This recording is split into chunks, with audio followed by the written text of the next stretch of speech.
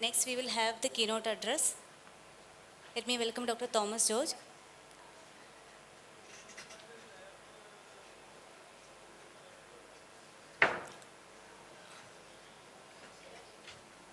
Dr. Thomas George is a senior consultant at Chaitanya Eye Hospital. He has more than 20 years of experience in glaucoma and cataract practice. He will be giving his thoughts on clear lens extraction in glaucoma, angle closure glaucoma. Thank you, Roshni. And I will go through the relevance of clear lens extraction and the scientific evidence that is in literature so far. So essentially, primary angle closure was very simple till last 2 decades ago. It was relative pupillary block, iridectomy or iridotomy, laser being easier, do a PI, and that's the end of story. But now we have data coming in that makes us ask these questions. Do we need it? Does the PI really work? And things like that. And we've been getting evidence over time. Most of it's already been presented in this session so far. The Valorai survey, which was probably the first one to flag this, they showed progression data. The PACS progresses to PAC, and none of the PACs actually progressed to PACG, so the absolute risk of glaucoma itself in terms of optic neuropathy is less. 11% of those who underwent PI also progressed to PACG. So PI is not the final answer. Chennai glaucoma study again found an incidence for primary angle closure disease that's people deemed normal, moving at least to PACS after 5 years, and that was 4%, and most of these had only reached PACS, and that's still not visually threatening. So with these population-based studies, we knew that PACG incidence is low even in PACS or PAC. PAC means the Synechiae, PACS means it's occludable angle alone. PAC could have intraocular pressure above 121 also. And PI does not protect everybody. So that set the stage for the next 2 trials that have come out recently, that's ZAP and Analyst. And ZAP is a Chinese study, based in China, Zhongshan angle closure prevention trial. A large number of people were screened for eligibility, and 870 subjects were picked up who had PACS in both eyes, PI in one eye, and the other eye as control. Takes care of all the biases that could be at a personal level, and a 6-year follow-up was done. They did OCT on around 454 patients, that's around 500 patients, and they found that in 26.4, that's 1/4 of the angles that underwent PI did not open up at all. And angle closure, primary angle closures at Synechiae or a high IOP noted in the 6 years follow-up occurred, they converted it to eye years, so 4.19 in 1,000 eye years in the treated eye or the PI, and 7.97 in 1,000 years, eye years in the untreated or the control eye. So absolute numbers are 19 and 36, that doesn't matter. So essentially half the patient, the incidence of progression was reduced to around half. And the PAC, incidence of PAC in PACs is low, PI does not protect, it doesn't seem to have added anything, but then we know now that the risk is reduced by half, reduced to half.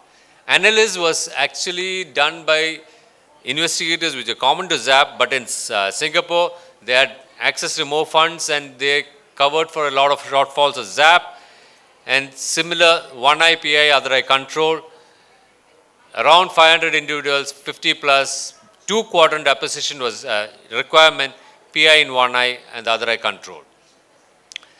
So results were in 5 years, 5% with PI progressed, and compared to without PI, it was double that number, 9.4. So essentially PACS to PAC, PI 5%, without PI 9.4, and most of these are developing a Synechiae and not high IOP.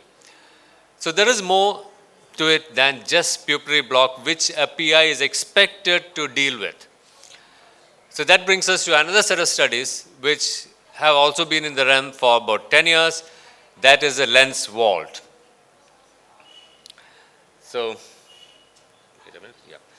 This is what it is.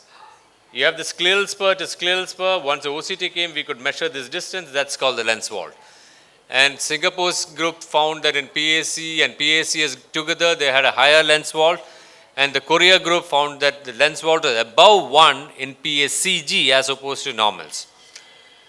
So lens probably contributes to the whole situation is now what we started postulating, and then the Eagle study came by. The Eagle study, it concluded that lens extraction was more cost effective than doing a laser PI. This is actually the NHS costing because the medications and things like that get costed there, which we don't think of as cost in our situation, for PSC and PACG. I have quite a few issues with it. I will not spend much time on the issues. So essentially it's a multi-center trial, early lens extraction for treatment of primary angle closure glaucoma, 50 plus age group, and primary angle closure with 30 mm or more pressure, or PACG, that's optic neuropathy with 21 or more pressure. No cataract clinically and no previous history of acute angle closure. Randomized to either PI or to lens extraction. The study was, in their own write-up, was expected to, oops, I'm going back. Was expected to pick up a difference of 1.75 mmHg, and they found a difference of 1.18, which actually should not be reported, and they came to these conclusions. That's one of my issues. The other issue is they found more complications in the PI group, and if you look at the table that they're given, 16 of these 50 complications is hyphema. You see blood oozing out of PIs all the time. 10 did not tolerate the anti-glaucoma medications, they continued after that, and 12 needed cataract surgery during follow-up for whatever reason. So essentially we are looking at trivial complications being highlighted. Notwithstanding all this, Eagle study got us thinking about the lens as a culprit. I would prefer to say it is probably part of the solution rather than the culprit. Let me just take you through two cases where I have dealt with the lens primarily. Here's a 53-year-old lady. She's on antipsychotics. She's a very interesting person because for 2 years she noticed she was losing vision in one eye and did nothing about it, till she became hand movements vision in that eye. And then she decides to seek help with an ophthalmologist. She's a literate person, a gazetted officer, not some Muniyamma sitting in some village or something. And that is why it's interesting. And lo and behold, pressures of 40s in both eyes, gonioscopy, no angle structures seen, opening only to posterior trabecular meshwork on intendation. One eye is gone, 0.9 pale, other eye is 0.4 minimal pallor. PI both eyes, made no difference to the IOP, uncontrolled on 4 AGMs, and ASOCT showed a high lens vault, and considering her situation of being one-eyed, other eye is going, even with the PI, we have not opened it up. We went for a clear lens extraction, and her pressures have been controlled since 10 mmHg. She has refused surgery in the other eye, so the blind eye is still blind, or rather hand movements also is gone. Anyway, that's what it is. You're looking at a high lens vault closure, and that's a UBM showing that there is a ciliary process sitting there also to add to the problem. Anyway, on follow-up, this is what happened. The angle that looked like this opened up. Obviously, the lens has moved away. There's more space. Angle that looked like this opened up to this. And these are the UBMs, ASOCT.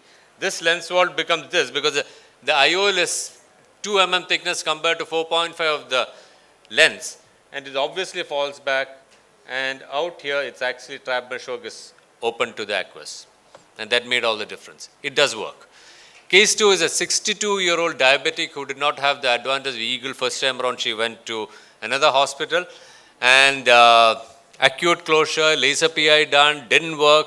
So obvious thing to do in those days was to do a surgical PI, and then on many medications, her pressures were controlled, bad follow-up, and eventually she reaches us with 0.9 cup in one eye, 10 mmHg on latanoprost for cataract surgery.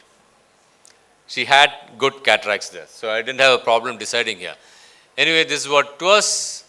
And once again, she had a huge, our previous case had 1.1 lens vault, and look at this lens vault, 1.6, huge lens vault. This would have been the ideal case to have had a lens extraction when she didn't even have the cataract. Anyway, doing that, once again, even with a long-standing closure, post-lens extraction, it opened up. So there is a definite case for lens extraction, but I wouldn't say everybody. I would say PACS observe because the incidence is less, but if the patient can't come back, do a PI. Either way, you are justified. You got evidence in the literature for that, but gonioscopic follow-up is mandatory. PAC, once again PI, document the post-PI gonioscopy, open, just follow up, closed, you need close follow-up, angle imaging, look for PACG to start up. That is pressures going up with optic neuropathy. And if you have, this is my own algorithm which I'm saying, it's not from the literature. PACG, PI, IOP controlled, no significant sinus lens vault or plateau, just need follow-up. Significant sinus, it's a worse disease, you have a low threshold to start medications as well, and consider early cataract surgery as and when the cataract appears. If medical therapy fails, surgery, if there's more than 180-degree PAS, I would tend to throw in a filtering surgery. Otherwise, I would tend to err on the side of a lens extraction because it will let the iris fall back. High lens vault, there is a low threshold for lens extraction. This is the only occasion where I'd say lens extraction, rest I'm calling cataract. Plateau iris, UBM, to document it if you have access to it, consider PILO as a medical therapy option here after PI. Any cataract in any closure, go for cataract surgery. That I have no problems with. PACG, essentially the same thing. Any cataract surgery. If the IOP is uncontrolled, no cataract. Medical treatment, IOP is still not controlled, significant PAs, go for filtering surgery. If there's a high lens vault, add on lens extraction as well. It makes life easier in the post-strap time, as Kiran told you. So what do you do? PACS, PAC, low incidence, so watch or do PI either way.